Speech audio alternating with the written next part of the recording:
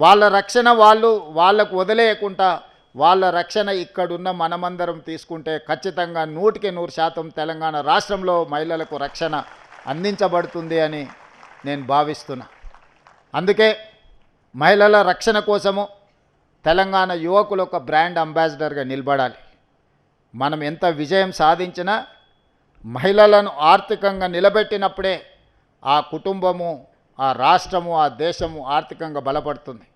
తెలంగాణ రాష్ట్రం 2034కి $1 trillion economy, 2047కి $3 ట్రిలియన్స్ ఎకానమీ రీచ్ అవ్వాలి అని అంటే సమాజంలో సగభాగమైన ఆడపిల్లలకు రక్షణ ఉండాలి. రక్షణ ఉన్న ఆడపిల్లలు ఆర్థికంగా ఎదగాలి అని అంటే వాళ్ళు చదువుకోవాలి.